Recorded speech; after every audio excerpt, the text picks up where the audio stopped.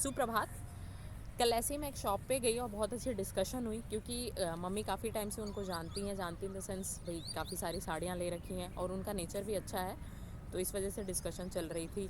फिर बात साड़ियों पे आई, साड़ियों के दाम पे आई और फिर वहाँ से मेरे मुंह से निकला सब मोह माया है। यूजुअली मेरे मुंह से निकलता रहता है और मैं ट्राई करती हूँ कि एक्चुअली मैं सारी मोह माया को धीरे धीरे एक एक करके हटाती चलो और काफ़ी हद तक कामयाब हो जाती हूँ बाई गॉड्स ग्रेस, है ना। तो वहाँ पे डिस्कशन चलते चलते मोह माया से उन्होंने एक बहुत अच्छी बात बोली कि सब मोह माया तो है, लेकिन जो उन्होंने नाम भी बताया मुझे, हालांकि बट ऑब्वियसली मैं नहीं लूँगी वो नाम, कि जो मोह माया है हम सब ऐसा कहते हैं, स्पेशली जो ये जो होते हैं ना आपके ये गुरु साधु नहीं कहेंगे, जो ये ज्ञान देते हैं यार, जैसे भाषा भाम जो अभी जेल में है, समझ जाओ आप खुद ही, है ना। तो इस तरह के काफ़ी सारे लोग हैं जो ऐसे कृपा बरस रही है और ऐसे एटसेट्रा एटसेट्रा। तो मुझे नहीं पता बाकी इंसान इसको नोटिस करते हैं कि नहीं, काफ़ी सारों ने किया होगा इसलिए भीड़ अब आज भी कम है, नो डाउट, और काफ़ी सारों ने नहीं किया इसलिए वो भुगत भी रहे हैं और भुगतेंगे आगे भी। तो वही वो कह रहे थे कि जो ये लोग बोलते हैं कि सब मोह माया है, सब मोह माया को त्याग दो, अब उनका, और वही लोग 1-1 करोड़ की गाड़ियों में घूमते हैं, आलीशान बंगलों में रहते हैं और खूब महंगे महंगे कपड़े पहनते हैं। ठीक है, महंगे महंगे इन द सेंस आपको सफ़ेद ही दिखाई देगा वो। अब भाई आप थोड़ा ना देखने जा रहे हो कि 1000 रुपये मीटर है, 700 रुपये। भाई मेरी थिंकिंग इतनी है, मैं इससे महंगा तो इमेजिन भी नहीं कर सकती, लेकिन नो डाउट होता होगा और भी महंगे महंगे कपड़े होते होंगे। तो इस तरह से, लेकिन अब सामने वाला ये सोचता नहीं है ना कि जिस मोह माया को त्यागने की बात कर रहा है तो उसका बेसिकली ध्येय क्या होता है कि वो जो मोह माया है ना मेरे पास लेके आ जाए और तेरी मोह माया का फ़ायदा मैं उठाने वाला हूँ। तो ये सारी चीज़ें कॉन्टिन्यूएशन प्रोसेस में चलती रहती हैं और इंसान ऑब्वियसली बात है कि इतना दिमाग नहीं लगाता है। तो सबसे बड़ी बात है कि आप ऐसी किसी चीज़ को, ऐसे किसी इंसान को फॉलो करें तो सबसे ज़्यादा ध्यान दें कि भाई उसने क्या उस मोह माया का त्याग किया है। And it is not about मोह माया, it is all about karma. Krishna ji कहते हैं गीता में कि तुम सभी चीज़ों का त्याग कर दो, लेकिन क्योंकि तुम धरती पे जिस भी फॉर्म में तुम्हारा जन्म हुआ है, इंसान के फॉर्म में, जिस भी फॉर्म में, तुम्हें उस कर्म को भुगतना पड़ेगा। अब भुगतो या करो वो तुम्हारे ऊपर डिपेंड है, तो कर्म तो करना ही पड़ेगा। तुम कर्म से विमुख नहीं हो सकते। इनफैक्ट जब तुम कर्म नहीं करोगे तब वो ज़्यादा पनिशेबल ऑफेंस हो जाएगा, क्योंकि इस धरती पे तुम जिस बॉडी के अंदर हो, चाहे वो इंसान की हो, एक पेड़ की हो, किसी भी की हो, तो वो अकॉर्डिंग टू कर्म के अकॉर्डिंग ही बनी है।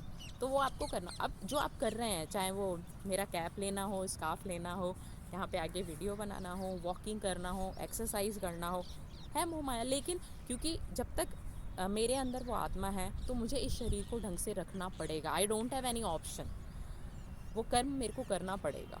तो मोह माया है, तो अब मोह माया में आप किसको कंसिडर करते हैं? देखिए, जो चीज़ आपकी ज़रूरत है, बहुत अच्छी बात है। हम जब दिल्ली में थे, मैं बैंक की ट्रेनिंग कर रही थी, तो एक बहुत अच्छी बात वहाँ पे हमारे ट्रेनिंग सेशन में हमारे सर ने हमें बताई थी, नीड एंड वांट्स। नीड अलग चीज़ होती है और वांट्स अलग चीज़ होती है।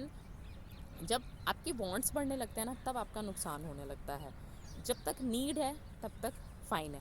आईफ़ोन एक नीड नहीं है इंसान की, लेकिन फिर भी वो किडनी बेच के आईफ़ोन ख़रीदता है। क्यों? क्योंकि वो एक्चुअल मोह माया है और वो इतना ज़्यादा उसके इन्फैचुएट हो चुका है उस चीज़ से कि उससे कंट्रोल ही नहीं हो रहा है। लेकिन आप एक नॉर्मल सिंपल फ़ोन रखते हैं बात करने के लिए, ठीक है, वो आपकी आज के टाइम की ज़रूरत है कि आपको फ़ोन रखना पड़ेगा। क्राइम बढ़ गए, पहले की तरह नहीं है। पहले फ़ोन की ज़रूरत इसलिए भी नहीं होती थी कि इतने सारे क्राइम नहीं होते थे।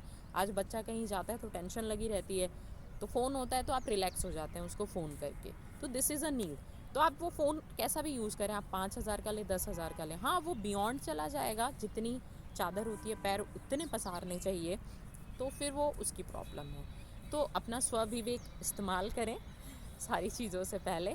बस यही मैसेज था मेरा कि ये जो हम जो इन चीज़ों को फॉलो करते हैं, मैं जैसे बच्चे मुझसे पूछते हैं कि मैम जो भाषाराम है ना, लो उसकी मैंने खुद ने देखा था, यू कांट इवन बिलीव, उसकी मतलब मेरी गाड़ी जा रही थी स्कूल के और आगे आगे उसको जेल में लेके जा रहे थे, नहीं कोर्ट में लेके जा रहे थे जेल से।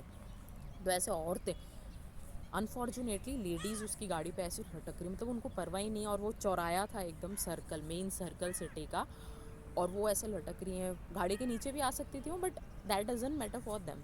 और मेरे दिमाग में लिटरली यही आया कि जिस बच्ची के साथ उसने ऐसा किया है, अगर वो बच्ची इस औरत की होती, इन सभी की होती, तो इनका थॉट प्रोसेस चेंज हो जाता, क्योंकि वो पर्टिकुलर जो घटना है वो इनके परिवार के साथ नहीं हुई, इसीलिए वो गाड़ी पे लटक रहा है।